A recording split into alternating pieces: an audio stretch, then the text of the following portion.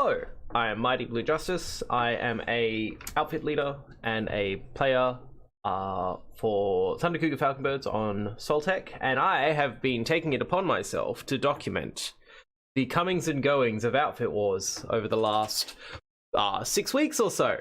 And now this is week 5's results, and I would normally go through week 6 result, like predictions for week 6, which is the finals. But as of now, it is Friday. The matches are on Saturday, and we still don't know what the fixtures are due to bugs and display issues with the brackets in game. So who knows? We'll just turn up and play whatever. But for this week, I won't be able to do any predictions because we don't know what the fixtures are. Before we get into it, I want to point out that there was a weirdness in that all of our matches took place on Friday night. Now, I think this kind of is not great for coverage of these matches because it means that they're all overlapping and you only get like a little bit of information on each match based on the way that the casters have been covering things over this last season. So it's an unfortunate thing with the scheduling there, and I hope that in future, as they become fewer matches, they become more spread out over the course of the times that they're available to be in. Because unfortunately tonight, these matches they just all happened at once, and that was it. So anyway, I won't be going over design discussion for Outfit Wars. I feel like that's a whole separate thing that I could talk about later, probably once it's all over. And that's pretty much it. So we're just going to try and cover the matches for this week. So first one we had, when I bring up the thing, click, the wrong one. Aha, there it is. So match 1 was Stimpack versus the Last Ravens, RV and X, versus the Thunder Cougar Falconbirds.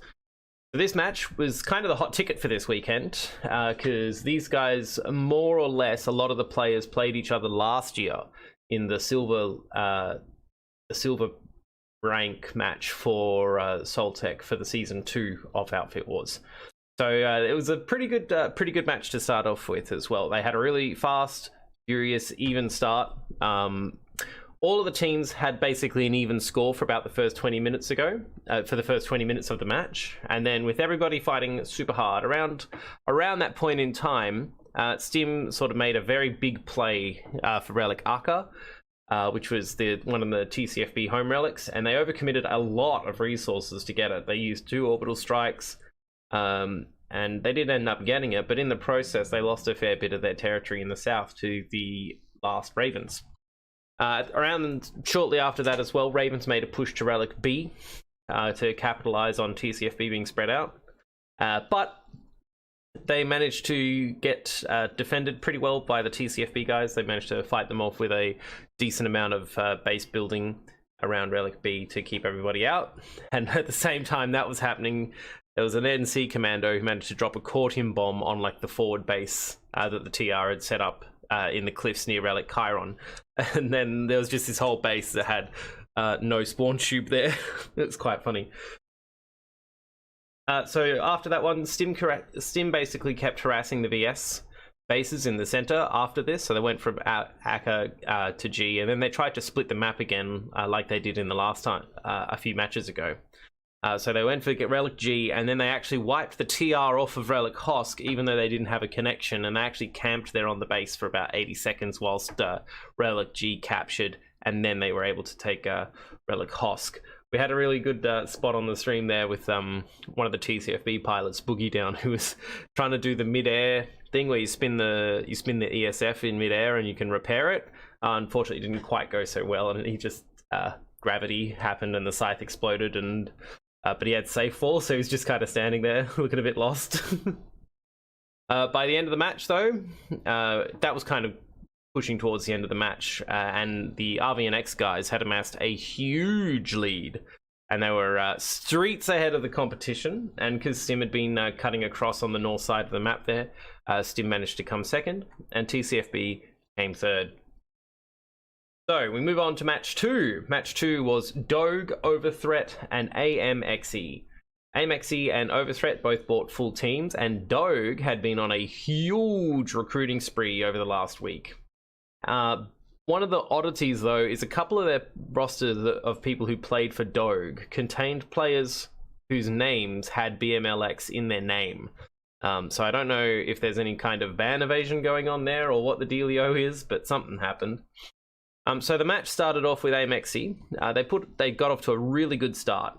They basically managed to get 4 relics, and they managed to catch a relic Ivory off of Overthreat. Overthreat's strategy usually involves trying to build some pretty decent bases near the relics so they can reinforce too easily.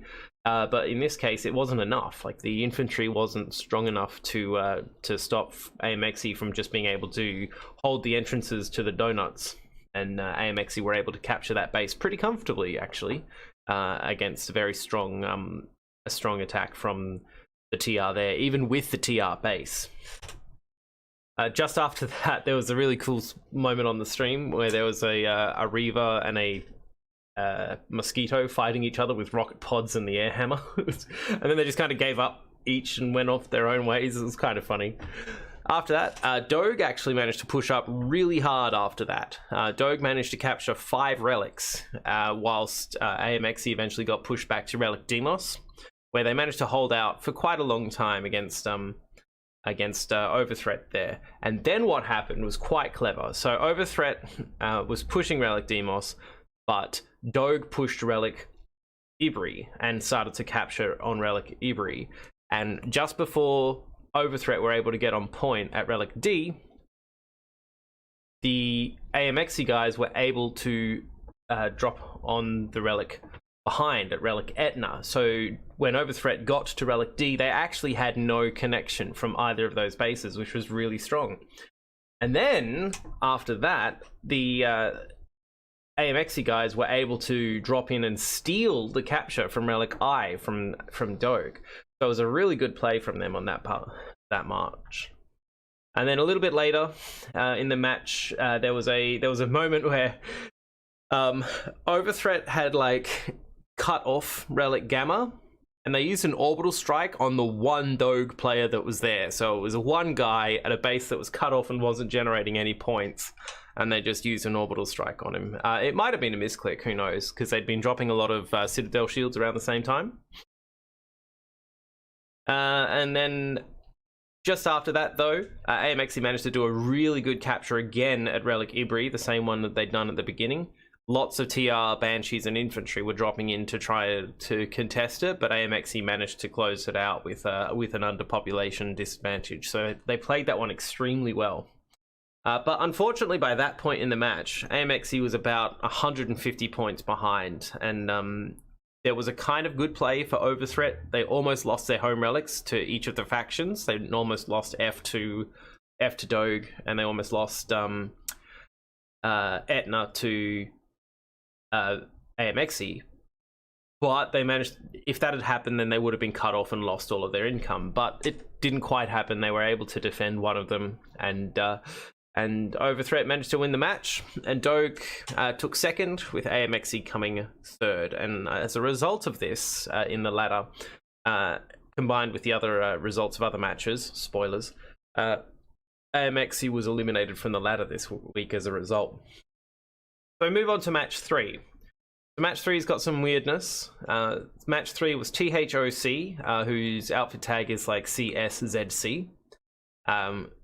Catcher, whose outfit tag is a WIPL, and HHVS. Now,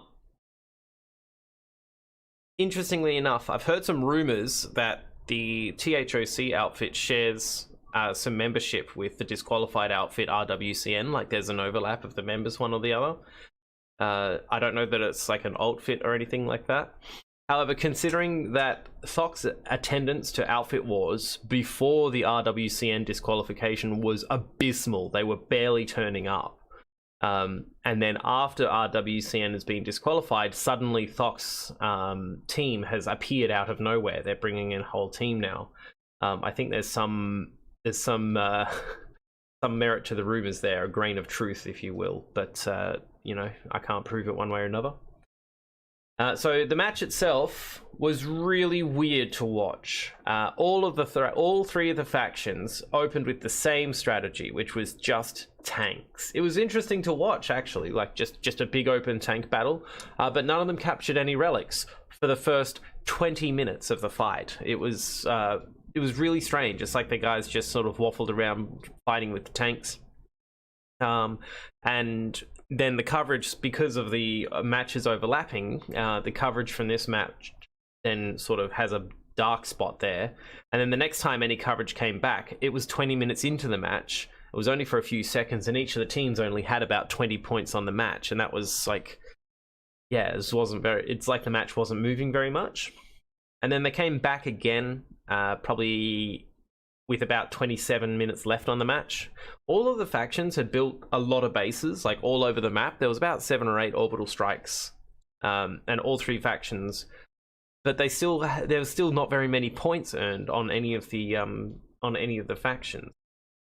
This match actually ran all the way to the 1 hour time limit, and then after that, HH won by points, as in like a point lead. But the gameplay on this match was so strange. Like it sort of seemed like people weren't really focusing the relics very much, and there were weird things like infantry knife fighting each other out in the open. It was just a really strange match. Yeah, I think if on its own this match is really a bit strange, but when you look at the same thing that happened in the last week, where the match with HH literally had people standing next to each other not fighting, I'm willing, I think this is a bit suspicious, if you ask me. Anyway, we move on to the last match from this week. So the last match for this week was NCJP versus SE Boy 25 or 1908 and Black Sun Empire. Now, interestingly enough, all 3 of these teams are like partial teams. They've only really been bringing about, like somewhere between 18 to 20-ish players each over the course of the whole thing. But they have been pretty consistent about turning up with those numbers. So the population percentages on this one were actually really close to equal, with the NC having a bit of a deficit. So ultimately, it actually led to a kind of even fight in terms of numbers with that going on. But Black Sun Empire actually played really well as a result of this. They really played the map. They got a strong start. They got 5 relics in the first 10 minutes, and the other 2 teams kind of just got lost fighting each other on their side of the map. And the SE Boy 25, they made a play to try and get a base set up in the middle near the relic Gamma. But Black Sun Empire had actually done a really good job of having a couple of crude mag riders roving around. So that was like 2 fully teamed mag riders versus a prowler and a bunch of ants, which went pretty well for the VS in that one. So after that, the NC kind of moved to the TR front and took Relic Feros. And there was a really good defense that was forced as a result of this. The Black Sun Empire had to steal Rain back to defend Relic Bane from the NC attacking, which is the NC home relic. After that, the coverage kind of moved on to different matches, and we didn't see any more of it. Again, a result of all the matches being on at the same time. Ultimately, Black Sun Empire won the match, ultimately, with the TR coming second and the NC coming third. So the result of this match and a couple of previous matches led to both NCJP and SE Boy 25 being eliminated from the ladders based on their point total. So that's the result of the matches from last weekend. Now, next weekend, I would normally do predictions for what I would expect to happen. But there was a bug on Soltech where our finals occurred literally the next day with about 5 hours notice. Some teams managed to turn up with that much notice and some teams didn't. But the ultimate result was a bit wishy-washy as to what stands. And they have had a patch recently to try to fix it, but that also didn't fix it enough. Cobalt shares a similar patch, and we still don't know what the final matches are because the ladder is all messed up on the server. So that's unfortunate.